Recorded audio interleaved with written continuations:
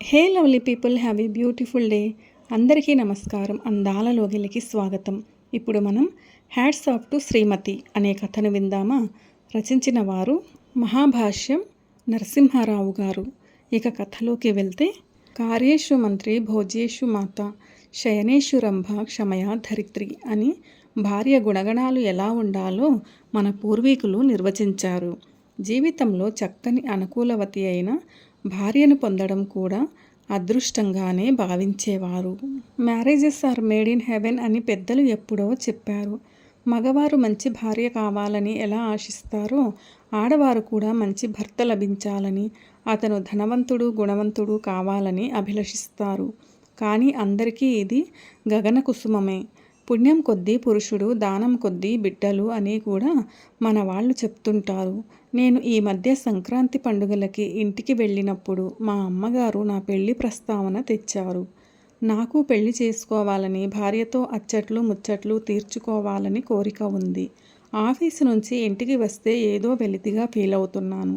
Office నుంచి అలసి వచ్చిన నాకు ఇంటికి వచ్చేసరికి గుమ్మం దగ్గరే చిరునవ్వుతో స్వాగతం పలుకుతూ, ఆదరించి కప్పు కాఫీ అందించి సేద తీర్చే భార్య కావాలని చాలాసార్లు కలలు కన్నాను.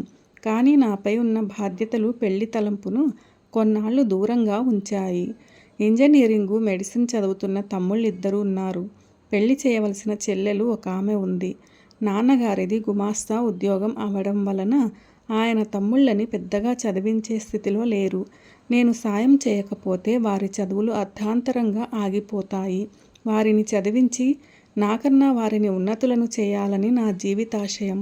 నా చిన్నతనంలో చాలామంది పెళ్లి చేసుకున్నాక భార్యలు సహకరించనందువలన వేరింటి కాపురాలు పెట్టించడం, ఇంట్లో దేనికో ఒకదానికి చీటికి మాటికి పోట్లాడుకోవడం, ఏవో గొడవలతో వారి కుటుంబాలు అశాంతితో అలమటించడం నా కనులారా చూడడం వలన నాకు వచ్చే భార్య ఎటువంటిది వస్తుందోనని భయంతో పెళ్లి చేసుకోవడానికి సాహసించలేకపోతున్నాను. నాకు 25 ఏళ్ళు నిండాయని, ఇక ఆలస్యం చేయడం తగదని మా అమ్మగారు కొంచెం ఘాటుగా ఉత్తరం రాసేసరికి నాలో వేడి పుట్టింది. వెంటనే మంచి సంబంధం ఏదైనా ఉంటే వచ్చి పెళ్లి చూపులు చూస్తానని మా నాన్నగారికి ఉత్తరం రాసి పడేశాను. వారం రోజుల తర్వాత తునిలో ఒక మంచి సంబంధం ఉందని, వెంటనే పెళ్లి చూపుల కోసం బయలుదేరి రమ్మని నాన్నగారు ఉత్తరం రాశారు. నేను, మా అమ్మగారు, నాన్నగారు, చెల్లెలితో కలిసి తుని వెళ్ళి అమ్మాయిని చూశాము. అమ్మాయి లక్షణంగా చూడముచ్చటగా ఉంది. BA ఫైనల్ ఇయర్ చదువుతోంది. తెల్లగా, నాజుగ్గా, సన్నగా, పొడుగ్గా, సన్నజాజి తీగెలా ఎంతో అందంగా ఉంది. మా వాళ్ళందరికీ అమ్మాయిని చూడగానే నచ్చింది. అమ్మాయి పేరు కూడా మృదుమధురంగా మంజుల అని చెప్పారు. పెళ్లి కూతుర్ని చూసి అంతా రాత్రి టాక్సీలో ఇంటికి తిరిగి వచ్చాము. ఇంట్లో అంతా పెళ్లి కుదిరినట్లు ముహూర్తాల గురించి, కట్న కానుకల గురించి ఏవేవో మాట్లాడుకుంటున్నారు. మా చెల్లి నా దగ్గరికి వచ్చి, అన్నయ్య, మాకు మంచి వదిన దొరికినందుకు ప్రజెంటేషన్ ఏమిస్తావని అడిగింది. నేను నవ్వుతూ, నాకసలు ఆ అమ్మాయి నచ్చలేదు. నేను ఆ అమ్మాయిని పెళ్లి చేసుకోవటం లేదని చెప్పాను. సీరియస్గా అడుగుతున్నాను, జోక్ చేయకు అంది. నిజమేనమ్మా, నేను సీరియస్గా చెప్తున్నాను. ఎందుకో ఆ అమ్మాయి నాకు తగిన భార్యగా అనిపించడం లేదు అన్నాను. అంతే. మా చెల్లి ఒక్కసారిగా అవాక్కయి మరలా తేరుకొని, అమ్మా, అన్నయ్యకి పెళ్లి కూతురు నచ్చలేదుటే అని గట్టిగా కేక వేసింది. గదిలో నుంచి మా అమ్మగారు పరిగెత్తుకుంటూ వచ్చారు. నా ముఖంలోకి ఆశ్చర్యంగా చూస్తూ, నిజమే చెప్తున్నావా అని అడిగారు. అవును, నిజంగానే చెప్తున్నాను. అమ్మాయి బాగుంది, కానీ నాకు భార్యగా తగదనిపిస్తోంది. ఆ అమ్మాయి నా పక్కనుంటే కాకి ముక్కుకి దొండపండులా ఉంటుంది. అందుకే నాకు ఇష్టం లేదు అన్నాను. మా అమ్మగారు ఆశ్చర్యంగా నా వైపు చూసి, ఎవరైనా అందమైన పెళ్ళాం కావాలని కోరుకుంటారు, కానీ నీ మాటలు విచిత్రంగా ఉన్నాయి అన్నారు. ఇంతలో మా నాన్నగారు అక్కడికి వచ్చి, వాడి ఉద్దేశ్యం బహుశా భార్యారూపవతి శత్రుహు అని ఆలోచించి ఉంటాడన్నారు. మరలా మా నాన్నగారే కల్పించుకుని, ఒక రకంగా ఆలోచిస్తే మనం అలాంటి అమ్మాయిని మన ఇంటి కోడలుగా తెచ్చుకున్నా ఆ అమ్మాయి సుఖపడదు అన్నారు. ఎగ్జాక్ట్లీ నాన్నగారు, నా ఉద్దేశ్యం కూడా అదే. అందుకే ఆ అమ్మాయిని నేను పెళ్లి చేసుకోవడం లేదని నిక్కచ్చిగా చెప్పేశాను. ఒక్కసారి ఇంట్లో అందరి ముఖాల్లో సంతోషం మాయమై నిశ్శబ్దం చోటు చేసుకుంది. కాలచక్రం గిర్రున 4 నెలలు తిరిగింది. ఒకరోజు నాన్నగారి నుంచి పెళ్లి చూపులకు రమ్మని, మంచి తెలిసిన సంబంధం వచ్చిందని రాశారు. నేను సెలవు పెట్టి ఉద్యోగానికి కొత్తగా ఇంటర్వ్యూకి వెళ్తున్నట్లు ఒక రకమైన పిరికితనంతో పెళ్లి చూపులకు బయలుదేరాను. ఈసారి నా వెంట అమ్మ, నాన్నగారు పెళ్లి చూపులకు శ్రీకాకుళం వచ్చారు. మా చెల్లికి పరీక్షలవ్వడం వలన మా వెంట మేము అమ్మాయి వాళ్ళింటికి వెళ్ళగానే వారు సాదరంగా ఆదరించి మర్యాద చేశారు. కాఫీ, పలహారాలు పూర్తయ్యాక అమ్మాయిని తీసుకువచ్చి చూపించారు. పెళ్లి కూతురు చామన ఛాయ రంగులో, చిరునవ్వు ముఖంతో, సోగ కళ్ళతో నా కళ్ళకు అందంగా అనిపించింది. తావలచినది రంభ, తా మునిగింది గంగ అని మన వాళ్ళు ఊరికే అనలేదు. ఆ అమ్మాయి చదువు కూడా నా కోరికకు అనుగుణంగా 10th క్లాస్ వరకే చదివింది. మా అమ్మగారు అడిగిన ప్రశ్నలకు చక్కగా సమాధానం చెప్పింది. పాట పాడమంటే తీయని కంఠంతో సీతమ్మ మాయమ్మ, శ్రీరాముడు మాకు తండ్రి అని మృదు మధుర స్వరంతో ఆలపించింది. ఎందుకో మా తొలి చూపులలోనే ఆమె నాకు తగిన భార్య అనిపించింది. ఇంటికి చేరగానే అమ్మాయి నచ్చిందని, మిగతా విషయాలు మీరు చూసుకోమని చెప్పి ఆ రాత్రే విజయవాడ తిరిగి వచ్చాను. ఒక్కొక్కసారి పెళ్లి గురించి ఆలోచిస్తే ఎంతో సంభ్రమాశ్చర్యాలు కలుగుతాయి. ఒక ఇంట్లో ఒక రకమైన వాతావరణంలో సుమారు 20 సంవత్సరాలు పెరిగిన అమ్మాయి, ముఖం తెలియని వ్యక్తితో, పెద్దల ఆశీర్వచనాలతో 3 ముళ్ళు పడగానే కన్నవారిని, పుట్టిన పెరిగిన ఊరిని వదిలి వచ్చి కొత్త ఊళ్ళో, కొత్త మనుషుల మధ్య, కొత్త వాతావరణంలో భర్తతో అతనే సర్వస్వమని నమ్మి అతనితో కాపురం చేస్తుంది. ఆనతి కాలంలో అందరిలో కలిసిపోయి ఆ కుటుంబంలో ముఖ్య స్థానాన్ని సంపాదిస్తుంది. మన హిందూ సంప్రదాయం ప్రకారం ఇలా పెళ్ళిళ్ళు చేసిన 199 మంది హాయిగా కాపురాలు చేసుకుంటున్నారు. విదేశాలలో నేడు మన దేశంలో కూడా ప్రేమించి పెళ్లి చేసుకుంటున్నారు. ప్రేమించి పెళ్లి చేసుకున్న జంటలు కూడా 190% మించి సరిగా కాపురాలు చేయడం లేదు. భార్యాభర్తలు ఇద్దరూ ఉద్యోగాలు చేసేవారే ఎక్కువ మంది విడాకులు తీసుకుని విడిపోతున్నారు.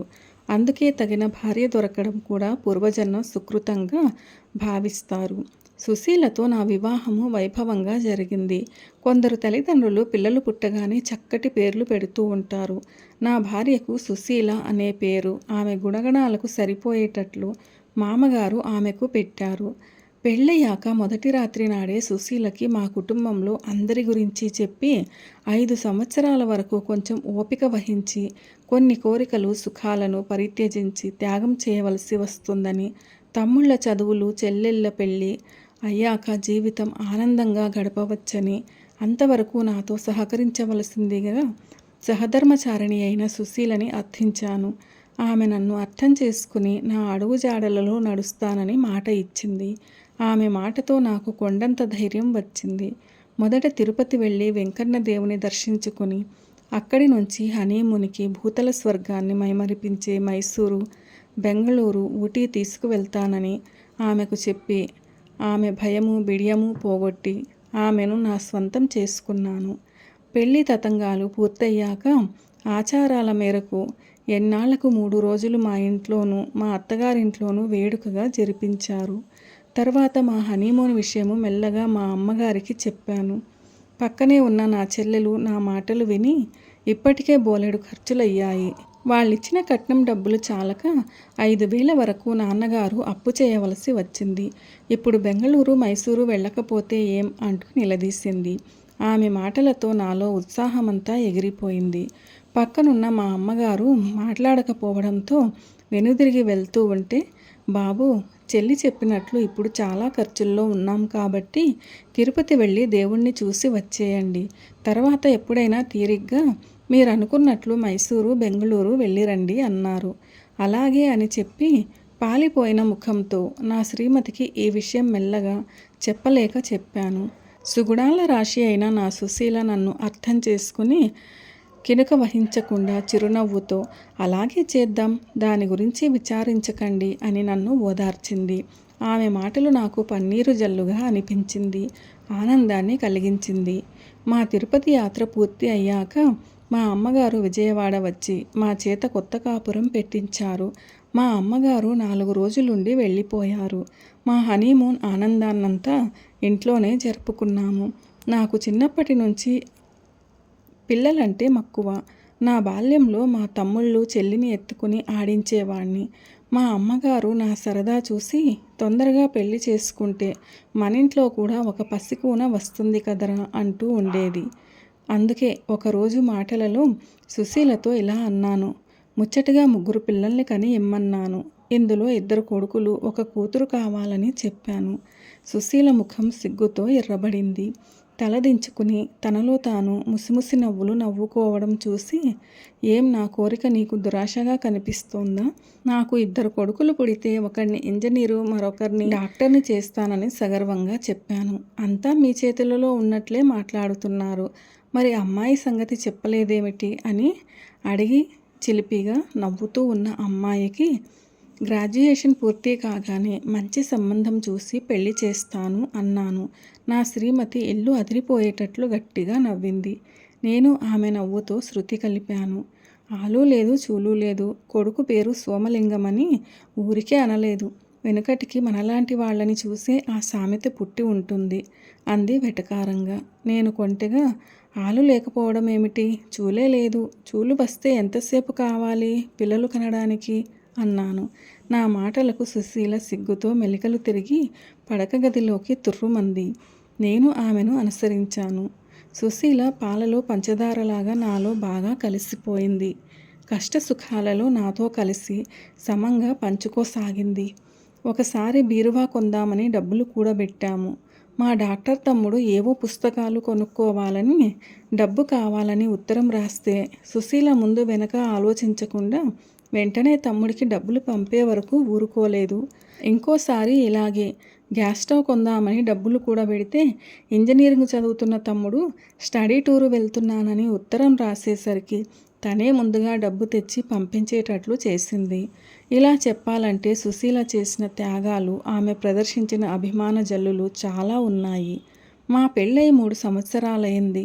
కానీ నా శ్రీమతికి నా చేత్తో ఒక విలువైన వస్తువు కూడా కొనలేదు. ఏదో బంగారు నగ కొని కానుకగా ఆమెకివ్వాలని తలంపు కలిగి ఆమెను అడిగాను. ఆమె సంతోషించి శ్రావణమాసం వరలక్ష్మి వ్రతానికి నల్లపూసల గొలుసు చేయించమని కోరింది. నేను నల్లపూసలు కానుకగా కొని తలచిన ఆమెకు చేయించి ఇవ్వాలని అనుకున్నాను. తానొకటి తలిస్తే దైవం ఒకటి తలిచినట్లు మా చెల్లి దగ్గర నుంచి ఉత్తరం వచ్చింది. ఉత్తర సారాంశమేమంటే, నా పెళ్లికి అవి నాన్నగారు చేసిన అప్పు ఇంకా తీరలేదని, నెల నెల వడ్డీలు కడుతున్నారని, ఆ అప్పు తొందరగా తీరిస్తే బాగుంటుందని నాన్నగారు ఉత్తరం రాయడానికి సందేహిస్తున్నారని, అందుకే తను ఉత్తరం రాసినట్లు తప్పక అప్పు తీర్చేటట్లు చూడమని రాసింది. నేను అంతవరకు తమ్ముళ్ళ చదువులకు, వారి హాస్టల్ ఖర్చులు, కాలేజీ ఫీజులు పంపుతున్నాను కానీ ఇంటికి పైసా పంపడం లేదు. మా నాన్నగారు ఎన్నడూ అడగలేదు. తప్పని పరిస్థితులలో మా అమ్మగారే చెల్లితో ఉత్తరం రాయించి ఉంటారని గ్రహించాను. ఆలోచనతో సతమతమవుతున్న నా దగ్గరికి శ్రీమతి కాఫీ కప్పుతో వచ్చి, ఎందుకలా దిగాలుగా కూర్చున్నారు? 1 సంవత్సరంలో మన కష్టాలు గట్టెక్కుతాయి. వచ్చే సంవత్సరం ఎలాగూ మీ డాక్టర్ తమ్ముడు చదువు పూర్తి అవుతుంది కాబట్టి మనకి కొంత భారము తగ్గుతుంది కదా అని సముదాయించి, నల్లపూసలు కావలిస్తే వచ్చే సంవత్సరం చేయించుకోవచ్చు. ముందు అప్పు తీరే మార్గం చూడండి. అనవసరంగా కంగారు పడి వడ్డీలకు డబ్బులు పోస్తున్నారు అని సలహా ఇచ్చింది. ఆమె ఔదార్యానికి నా కళ్ళు చెమర్చాయి. ఆమెను ప్రేమతో కౌగిలిలో చేర్చి ముద్దుల వర్షం కురిపించాను. నాకు బహుమానంగా 3 పిల్లల్ని కని తన ప్రతాపం చూపించింది. నా కోరిక మేరకు కాకుండా 3 అమ్మాయిలే అవడం విశేషం. 3వసారి కూడా ముచ్చటగా అమ్మాయి పుట్టడంతో ముందు వెనక ఆలోచించకుండా, పెద్దలు వారించినా వినకుండా ఫుల్ స్టాప్ పెట్టాము. పున్నామ నరకం సంగతి ఎలా ఉన్నా ఇక్కడ నరకాన్ని అనుభవించడానికి ఇష్టం లేక మరి కొడుకు కోసం చూడకుండా ముందు చూపుతో ఆలోచించి మంచి నిర్ణయం తీసుకున్నాము. 3 ఆడపిల్లలే అయినా ముత్యాల్లాంటి పిల్లలు పుట్టారు. వారిని చూశాక నాకు కొడుకులు లేరని చింత కలగలేదు. కానీ మాపై సానుభూతి చూపేవారు మాత్రం ఎక్కువయ్యారు. మా చెల్లెలకు పెళ్లి కాగానే ఇక మా అమ్మాయిల పెళ్ళిళ్ళ కోసం వారికి 3వ సంవత్సరం వచ్చిన దగ్గర నుంచి ప్లాన్ చేసి వాళ్ళ పెళ్ళిళ్ళ కోసం డబ్బు దాచడం ప్రారంభించాము. నా శ్రీమతి సహకారం లేనిదే నేను అడుగు ముందుకు వెయ్యలేను. అందుకే ఆమె అంటే నాకు ఇష్టం. ఎన్ని కష్టాలు వచ్చినా చిరునవ్వు ముఖంతో ధైర్యంగా ఎదుర్కొని నన్ను ముందుకు నడిపించే శ్రీమతికి నా జోహార్లు. హ్యాట్స్ ఆఫ్ టు శ్రీమతి. మహాభాష్యం నరసింహారావు గారు రచించిన హ్యాట్స్ ఆఫ్ టు శ్రీమతి అనే ఈ కథ ఎలా అనిపించింది మీకు? నచ్చిందా? నచ్చినట్లయితే వీడియోను లైక్ చేయండి, మీ ప్రియమైన వారందరికీ షేర్ చేయండి. అలాగే మన ఛానల్ను సబ్స్క్రైబ్ చేసుకోవడం అస్సలు మర్చిపోవద్దు. వీడియోను చివరిదాకా చూసి కథను పూర్తిగా విన్నందుకు ధన్యవాదాలు. ఈ కథపై మీ విలువైన అభిప్రాయాలను కామెంట్ సెక్షన్లో తప్పకుండా తెలియచేయగలరు. ఇటువంటి మరిన్ని మంచి కథల కోసం stay tune Andala Logili. See you all in another video. Till then keep smiling and be happy. A very special thanks to the story writer Mahabhashyam Narasimharao garu for this wonderful and amazing story. Hats off to Shrimati.